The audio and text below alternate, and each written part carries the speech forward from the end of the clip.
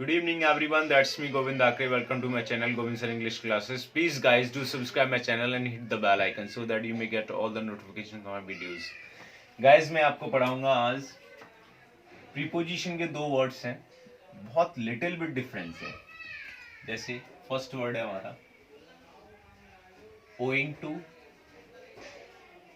और दूसरा है हमारा ड्यू टू। इनके बारे में आज समझते हैं। देखो सबसे पहले हम समझते हैं ओइंग के बारे में। पहला है हमारा ओइंग टू नहीं ओइंग। अब ओइंग हमारा होता है बच्चों एडजेक्टिव, और आपको पता है एडजेक्टिव क्या करता है, क्वालिफाइज अ नाउन और प्रोनाउन। तो इसका मतलब क्या होता है, जैसे इसका मतलब होता है money that is owing has not been paid yet. Money that is owing has not been paid yet. इसका मतलब ये होता है। अब देखो इसका मतलब तो ये होता है, आप इसका मतलब दूसरा समझ लो पेबल। जैसे एग्जाम्पल के तौर में मैं आपको बताऊं, $100 is still owing on the loan. अभी $100 लोन पे देने मतलब बाकी है, देना है अभी। तो इसका मतलब ये होता है, ये हमारा क्या होता है एडजेक्टिव। अब हम owing to की बात करेंगे बच्चों, तो owing to हमारा क्या होता है, owing to ये हमारा होता है प्रीपोजिशन। और ध्यान रखना इसका मतलब क्या होता है, इसका मतलब होता है बिकॉज ऑफ somebody या something. Because of somebody something ये मतलब होता है। अब हमने बात की ओइंग टू की, तो प्रीपोजिशन ध्यान रखना, हम जब भी बात करते हैं प्रीपोजिशन की तो प्रीपोजिशन अपना ऑब्जेक्ट लेता है, और वो ऑब्जेक्ट क्या होता है, नाउन, प्रोनाउन या अदर कोई इक्विवेलेंट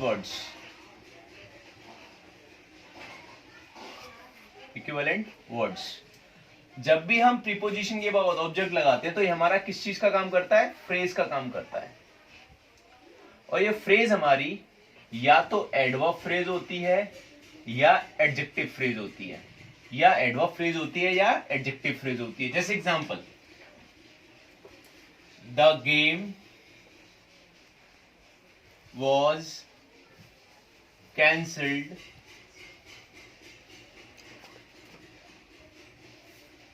टॉरेंशियल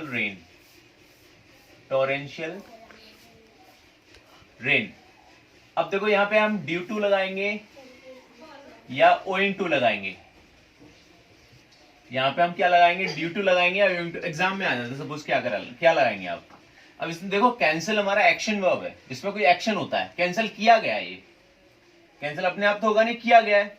तो किया गया तो यहाँ पे हम एक्शन वर्ब के साथ ना एडवर्ब फ्रेज का यूज करते हैं। तो ये हमारी क्या एडवर्ब फ्रेज बनाएगी, ओइंग टू। तो ये हमारा ओइंग टू यहाँ पे हम पुट कर देंगे, लगा देंगे। तो ध्यान रखना ओइंग टू हमारा प्रीपोजिशन होता है, इसका मतलब होता है बिकॉज ऑफ समबडी समथिंग। और प्रीपोजिशन के बाद में जो भी ऑब्जेक्ट आता है वो नाउन, प्रोनाउन या इक्विवेलेंट वर्ड्स होते हैं नाउन प्रोनाउन के, और ये मिलके क्या बनता है हमारा फ्रेज बनता है। फ्रेज हमारा किस चीज का काम करता है, या तो एडवर्ब का या एडजेक्टिव का। ये ओइंग टू के बारे में। नाउ मैं आपको बताता हूं ड्यू टू के बारे में। अब ये लिख लेना बच्चों,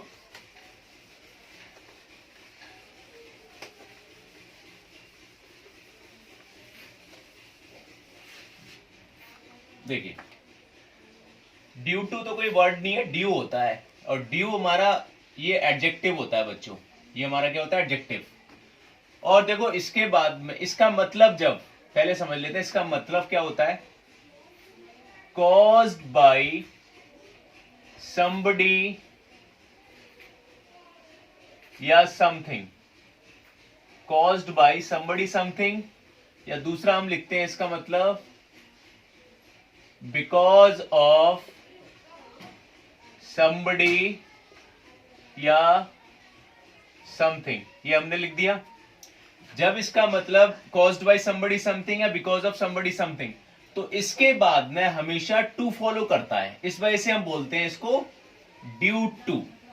इसको हम इस वजह से बोलते हैं ड्यू टू। जैसे example, the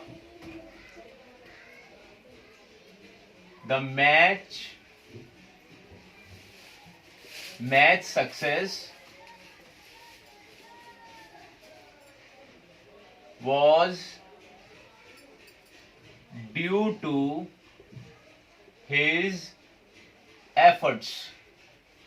The match success was due to his efforts. एक और एग्जांपल लिख लेते हैं। Most of the problems were due to human error. तो ध्यान रखो, ये वॉज या वर हमारी क्या है, लिंकिंग वर्ब है। इसके बाद में हम क्या लगाते हैं कॉम्प्लीमेंट के रूप में, एडजेक्टिव या नाउन। तो ड्यू टू हमारा ऑलरेडी एडजेक्टिव है, तो हमने एडजेक्टिव लगा दिया। कोई एक्शन नहीं हो रहा तो हमने सिंपल एडजेक्टिव लगा दिया। तो ड्यू टू का पहला मतलब क्या होता है, caused by somebody something, because of somebody something, जब इसके साथ में टू लगाते हैं। अब बच्चों देखो, दूसरा मैं बताता हूं इसका मतलब दूसरा क्या होता है। देखो दूसरा मतलब इसका होता है एक्सपेक्टेड और अरेंज्ड। एक्सपेक्टेड और अरेंज्ड, तो इसके बाद में हम टू नहीं लगाते हैं। जैसे एग्जाम्पल के रूप में मैं आपको बताता हूं, when is the baby due. अब बच्चा होने की कब संभावना है, कब एक्सपेक्टेड है, ऐसे हमने लिख दिया when is the baby due. दूसरा example, the next train is due in 5 minutes, ऐसे लिख दिया।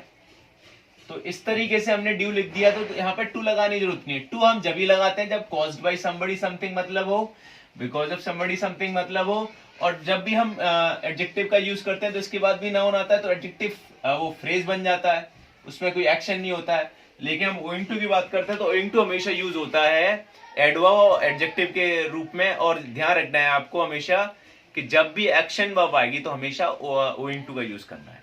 ड्यू टू और ओइंग टू हम एक जगह लगा सकते हैं, लेकिन अगर एक्शन वर्ब है तो एक्शन वर्ब के साथ में हमेशा क्या लगाना है, ओइंग टू, ये ध्यान रखना है।